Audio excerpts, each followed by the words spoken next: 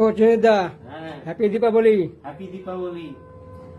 এই প্রদীপগুলো আঁকলাম কারণ সব যদি আমি দেখাই একটা একটা করে ভিডিওটা অনেক বড় হয়ে যাবে।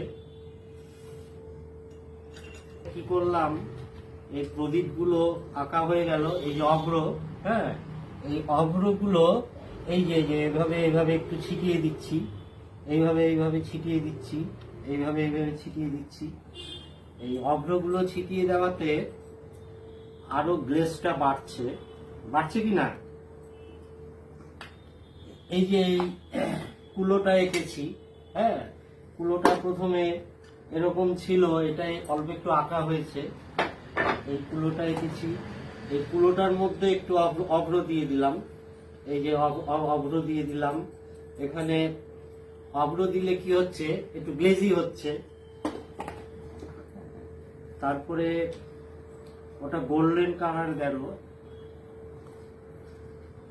আর এটা সিলভার কালার। এই একটু দিয়ে দিলাম, এখানে এখানে এখানে একটু ছড়িয়ে দিলাম। এই যে সব প্রদীপ, এই যে প্রদীপ এরম ভাবে এটাকে গেরুয়া কালারের রং। আগে তো থালাগুলো এঁকেছিলাম, সবাই দেখেছে থালাগুলো, আপনারা সকলে ভালো বলেছেন, সকলকে ধন্যবাদ। শুভ দীপাবলি। কালকে ধনতেরাস, তারপরে শ্যামা মায়ের পুজো, ভাইফোঁটা। এইভাবে এটা টোটাল বডির কালারটা হয়ে গেল। এবার টোটাল ভিতরে দিয়ে দিলাম,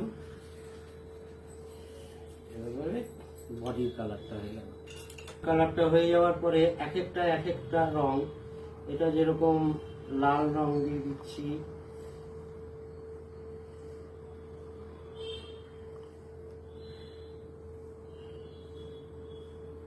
আমার ছোট ছোট বন্ধুরা তোমরা শেখো আমার কাছ থেকে, এইভাবে এইভাবে করতে হয়।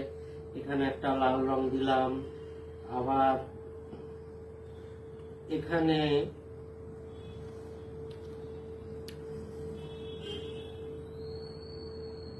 এখানে একটু লাল রং দিয়ে দিলাম। সব ফেব্রিকের রং।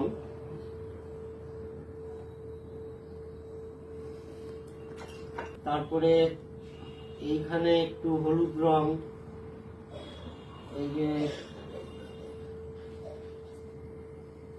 কারণ বেশি বড় ভিডিও কেউ দেখতে চায় না, এখানে একটু হলুদ রং দিলাম।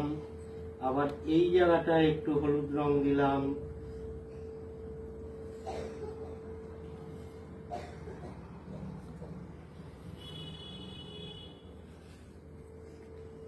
এখানে একটু কচি কলা পাতার রং দিলাম। আমার কচি কলা পাতার রং খুব প্রিয়।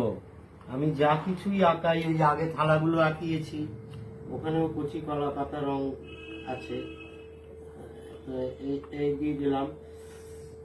এটা একটা হয়ে গেল, পুরো ডিজাইনটা হয়ে গেল। এখানে এখানে মিডিলে, এই মিডিলে সাদা রং দিয়ে দিলাম।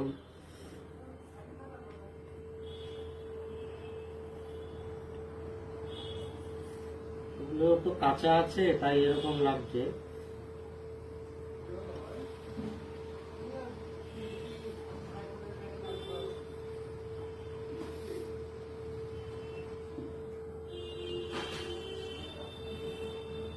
এটা একটু ডিপ হয়ে গেল, সাদার মধ্যে একটু গেরুয়া দিয়ে একটু অন্যরকম হয়ে গেল।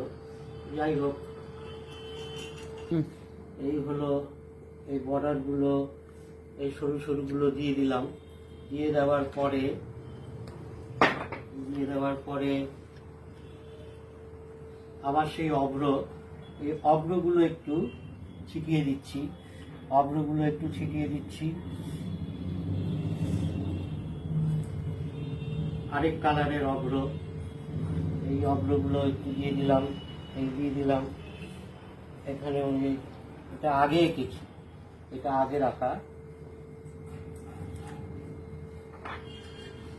একটু ঝাঁকিয়ে নিলে চারিদিকে ছড়িয়ে গেল। কি করব, এবার হচ্ছে এই যে ছোট ছোট গুটি গুটি আছে, এখানে আঠা লাগানোই থাকে।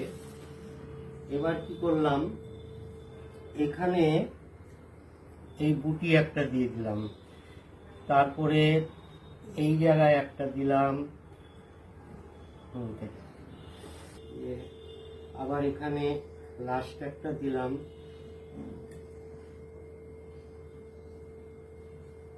যাই হোক,